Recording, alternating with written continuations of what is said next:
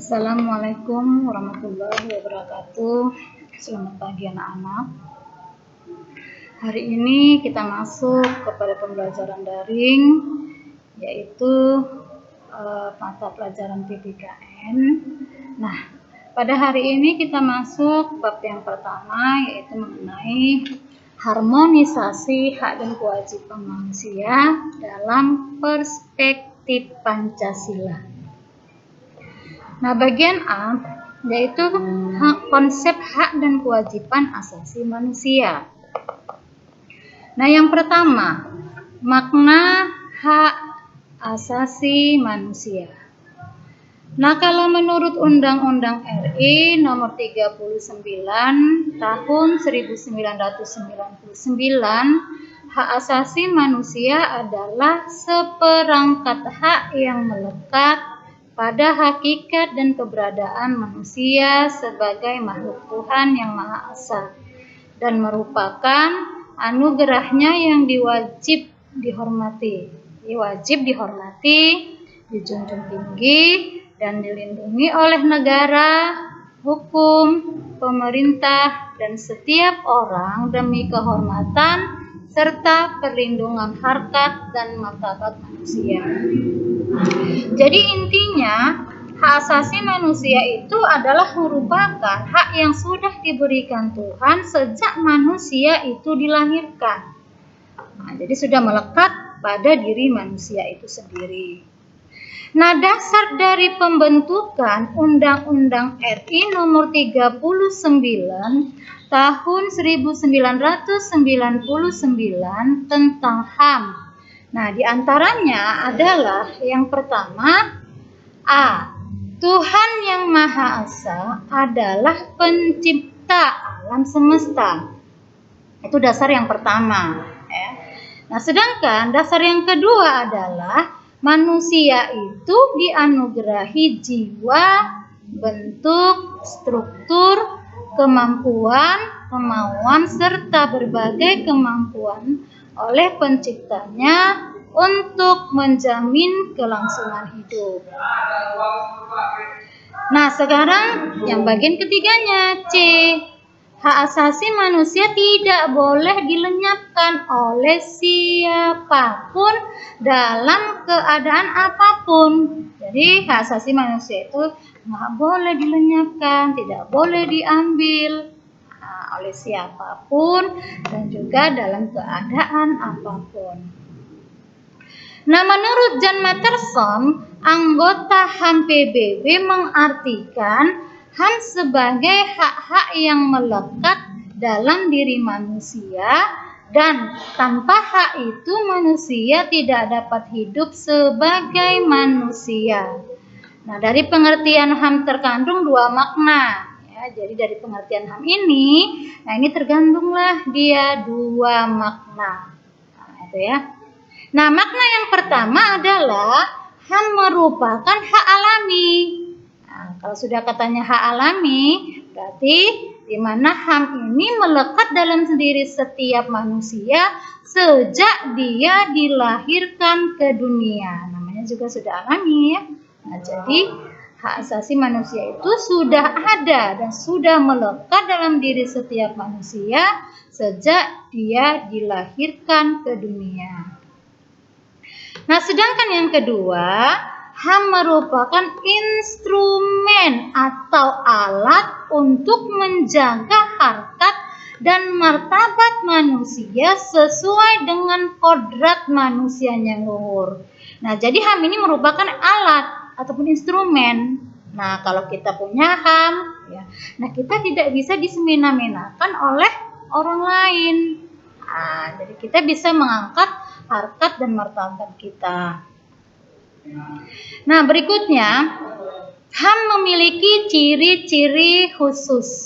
Nah, yang pertama ada ciri namanya hakiki. Artinya, hak asasi manusia adalah hak asasi semua umat manusia yang sudah ada sejak lahir. Yang kedua, universal. Artinya hak asasi manusia berlaku untuk semua orang tanpa memandang status, suku bangsa, gender, ataupun perbedaan lainnya. Jadi dia universal, berarti untuk seluruh manusia tanpa ada memandang apapun. Yang ketiga, tidak dapat dicabut. Artinya, hak asasi manusia tidak dapat dicabut atau diserahkan atau diberikan kepada pihak lain. Nah, ya. Dan yang keempat, tidak dapat dibagi. Nah, artinya semua orang berhak mendapatkan semua hak. Apakah hak sipil atau hak politik, hak ekonomi, dan juga hak sosial budaya. Nah, sekarang yang kedua, kita masuk kepada makna kewajiban asasi manusia. Nah, selain mendapatkan hak, setiap orang juga mempunyai kewajiban secara sederhana. Kewajiban itu merupakan sebagai segala sesuatu yang harus dilaksanakan penuh tanggung jawab. Nah, jadi kita itu sebelum mendapatkan hak kita, maka laksanakanlah dulu kewajiban kita. Nah, jadi setelah ada kewajiban, kita jalankan kewajiban kita dengan penuh tanggung jawab, maka kita berhak untuk menerima hak-hak kita. Nah, sekarang bagian B, substansi hak dan kewajiban asasi manusia dalam Pancasila. Nah, yang pertama, hak dan kewajiban asasi manusia dalam nilai dasar. Nah, jadi di dalam substansi hak kewajiban manusia ini dalam Pancasila itu ada 3 nilai. Ada nilai dasar, ada nilai instrumental, dan ada nilai praksis. Nah, yang sekarang kita bahas adalah mengenai nilai dasarnya. Nah, ini nilai dasar dari Pancasila. Nah, nilai dasar Pancasila, hubungan antara hak dan kewajiban asasi manusia dengan Pancasila itu dijabarkan sebagai berikut. Yang pertama, ketuhanan yang Maha Esa menjamin hak kemerdekaan untuk memeluk, melaksanakan ibadah, dan kewajiban untuk menghormati perbedaan. Yang kedua, kemanusiaan yang adil dan beradab, menempatkan hak setiap warga negara pada kedudukan yang sama di dalam hukum. Nah, serta memiliki kewajiban dan hak-hak yang sama untuk mendapatkan jaminan dan perlindungan hukum. Yang ketiga, Persatuan Indonesia ini mengamanatkan adanya unsur pemersatu di antara warga negara dengan semangat gotong royong, saling membantu, saling menghormati, rela berkorban, dan menempatkan kepentingan bangsa dan negara di atas kepentingan pribadi dan golongan. Kemudian keempat, kerakyatan yang dipimpin oleh hikmat kebijaksanaan dalam permusyawaratan perwakilan, dicerminkan dalam kehidupan pemerintah bernegara dan masyarakat yang demokratis. Keadilan sosial bagi seluruh rakyat Indonesia, mengakui hak milik perorangan dan dilindungi pemanfaatnya oleh negara, serta memberi kesempatan sebesar-besarnya kepada masyarakat.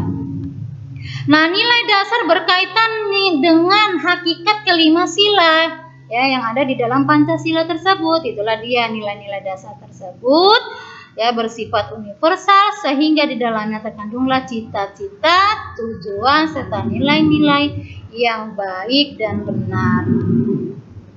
Hak dan kewajiban asasi manusia dalam nilai instrumental. Nah, ini dalam nilai instrumental. Nah, ini kita bahas untuk minggu depan. Nah, jadi untuk minggu ini kita mengenai adalah nilai-nilai dasar dulu. Nah, anak-anak Ibu, kira-kira yang belum paham apa yang Ibu jelaskan tadi boleh ditanyakan melalui WA Ibu. Oke ya, sekarang Ibu bertanya kepada Ale. Nah, coba kamu sebutkan sih implementasi daripada hak dasar, ya, nilai-nilai dasar, ya, nilai-nilai dasar di dalam kehidupan, ya. Coba kamu jelaskan apa saja sih, ya, nilai-nilai dasar di dalam kehidupan kamu. Oke, terima kasih. Selamat pagi, sampai bertemu minggu depan.